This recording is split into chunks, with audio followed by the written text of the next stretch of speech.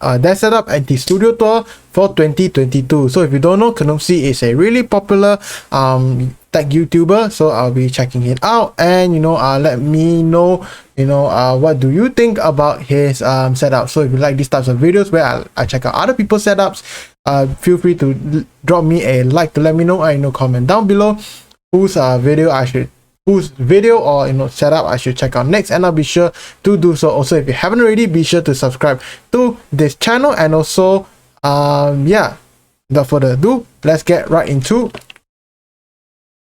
the video. And also let me know how this camera looks using a new camera and microphone setup. Yeah, I thought the buzzing noise at the front was like my mic fucking up, but apparently isn't. So hey everyone, this is the new studio. yeah, it looks pretty nice.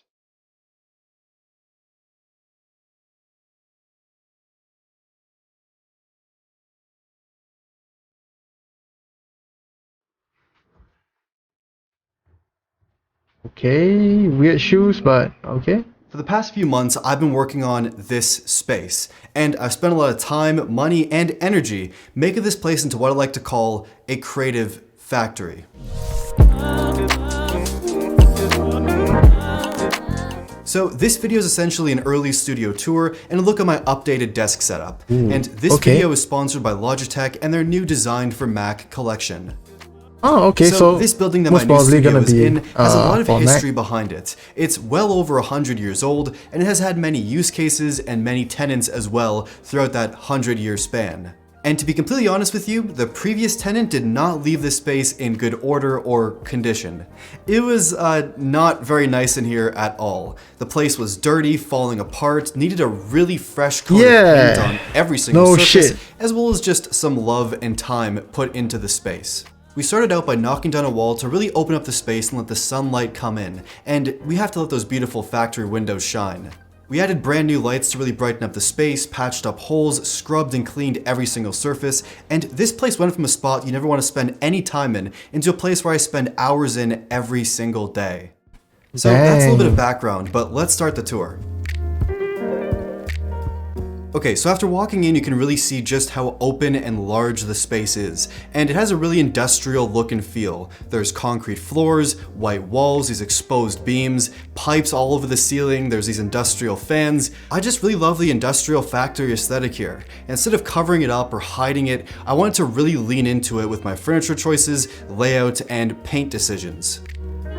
So over here to the right, it's kind of unfinished at this point, but we're gonna have my B-roll and photography section. Oh, that's actually pretty smart. To the left, we have the sink and kitchen area. We have a Sonos One speaker for listening to music, as well as a mini fridge full of a whole variety of some of the best sparkling waters, of course, as well as a shelf with dishes and a variety of snacks. And let me know in the comments down below which snacks I should get for this studio in case you come by. I want to be able to have your favorite snack, so let me know. Then over here we have the entertainment section for this space. I'm still waiting for my TV to come in, but so far we have this massive 6-drawer unit from Trico, designed in the 1970s by Giovanni Mar in Montreal. It's full of gadgets, gear, and tools, and on top we have my record setup for this space. The turntable here is part of IKEA's Swedish House Mafia collaboration collection, and not only looks absolutely incredible, it's compact, it's clean and minimal, but it's also a pretty solid record player for the price. The speakers here are from Edifier, and they had this really awful wood finish on the side, so I just kind of spray painted them white. Looks much better, much cleaner. It looks different. This record stand is also from IKEA as well, part of that same collection, full of some of my favorite records, and I can just toss them on the player, listen to some tracks. It's a great little setup. Then against the back wall over here, we have this 3-chair Eames bench, which is also one of my favorite pieces of furniture. Very hard to find, very rare, especially in this condition. And this lamp from Gantry, which I love the look of. Beautiful, beautiful lamp. And then turning this way, we have this massive full-length, full-body mirror from IKEA, which just leans up against the wall. Really kind of opening up the space even more and also giving you the perfect place to do some fit checks. And turning around, we have this little custom shoe rack I built from these concrete bricks and these pieces of glass that I found in the recycling room of my building. It fits a whole bunch of shoes, it's sturdy, doesn't fall over, and is actually pretty nice looking in my opinion. I'll most suggest you, super glue or something like that to keep it together. So this kind of main space is still definitely a work in progress. I want to add a TV, TV, a couch, some other lounge chairs, art on the walls, more plants, a projector. I have a lot of big plans. It's a very rustic Any look to it, suggestions, not let me gonna know in lie. the comments down below. One of the things that really sold me on this space is the really unique layout and design, and all these different levels and stages, essentially. It was actually offered to have this all torn down, but that would be definitely a mistake. This is what makes a space unique and makes a space so much more functional and beautiful. Going up the stairs, which I both love the look of and also am scared every time I walk up and down them, we have two different levels. 'Cause, We have you one know. area that I'm not going to show you because it's an absolute disaster full of boxes and other storage essentials. On the other side, we have what I like to call the stage, where I have my desk and some other pieces of furniture. And this is my desk setup for this space. Now, if you've seen some of my past desk setup videos, you notice this looks very similar to some of my previous setups, and that's just because I'm satisfied with this desk and a lot of the peripherals on it. No need to keep changing it and swapping things out just for the sake of it, but I have actually added a few new things that I definitely want to show you with this desk setup. So this is a standing desk from a brand called Fully. It's a very compact, well-built, incredibly solid standing desk with this gorgeous industrial frame with kind of like a brushed metal look and this white tabletop. There are wheels in the feet of the desk to easily move it around, as well as this cable management box also from Fully to hide all the cables and the power bar for this desk setup. And the power bar cable is plugged into a 30-foot extension cable that goes beneath the stage and is plugged into an outlet below. So it's a pretty much invisible cable setup once I kind of finish up all of the cable management here. Ah, okay, that's I also actually have a kind of laptop tray interesting. from Vivo beneath the desk as well, where I can pretty much just put in a laptop, have it completely hidden, take it out when I want to go, and it's very convenient, and I've had this on my desk for quite a while now. The laptop it has I've a been lot of using is the holes, so 14-inch airflow MacBook as well. Pro from 2021, and it honestly still is my dream laptop. I have it fully spec'd out, M1 Max, 4 terabytes of storage, not 8 terabytes, but whatever, that's fine by me. And it has been an absolute still, that's a dream lot of of a storage. machine. Everything I throw at it with work, it can handle it, no I recommend slowdowns, external storage, nothing. but yeah. And the display is still, of course, Apple's Pro Display XDR. And I've talked about this display way too much by now, but honestly, it is the perfect display. The screen itself at 32 inches is incredibly bright, incredibly accurate with gorgeous colors. It's honestly overkill for the work I do, but I love this display. And the back of it has this really gorgeous industrial look as well that matches, once again, the rest of the space. And on top of the monitor, we have the BenQ screen bar, which is basically a lamp that stays off of your desk, takes up no extra space, and illuminates the entirety of your desk. The brightness and color temperature are adjustable, and it puts no extra glare on your screen, which is great.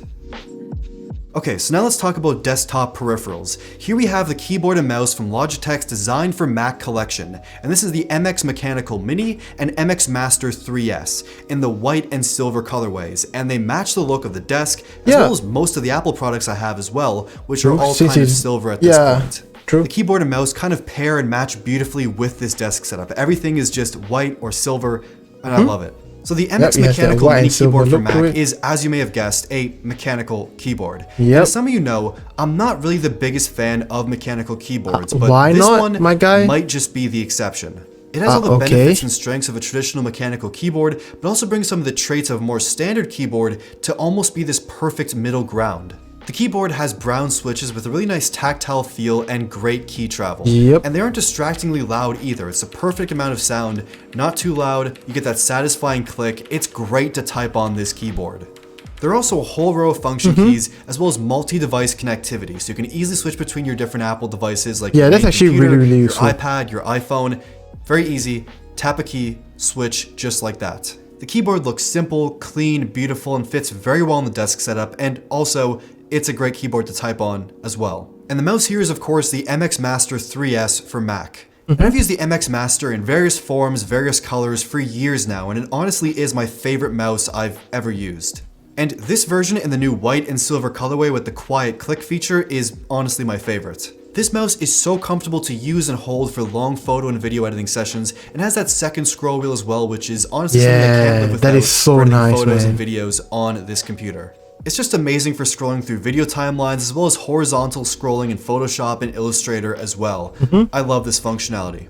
And it also has multi-device connectivity as well, so you can switch between your laptop, your main desktop computer, or your iPad. Super easy, tap a button on the back, very simple. So Logitech's Design for Mac collection, as the name suggests, is designed to work incredibly well with your Mac and other Apple products, but it's also designed to work incredibly well for me and for you. These products are very human in the way they're designed, the way they look, the way they feel, the way they function, and that's why Logitech products will always have a place on my desk. Huge thank you to Logitech for sending these out and for sponsoring this video, and everything mentioned in this video will be found in the description down below. We also have these Logitech Z407 speakers that are actually spray painted white, and there's a subwoofer beneath the desk that connects to the speakers.